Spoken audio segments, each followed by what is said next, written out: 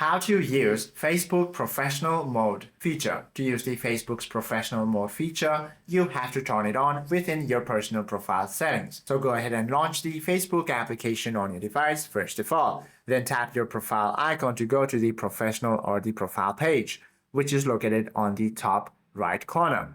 Once you are here within your profile page, tap the three dotted menu icon on the top right once again. Now once you're here within the profile settings, you simply have to go ahead and turn your profile into professional mode. You should be able to access this feature over here. Now all you have to do is go ahead and then follow the on-screen prompts to complete your profile setup. Once you do this, you simply have to navigate your new profile dashboard. You should be able to view profile insights, content scheduler, and creator support.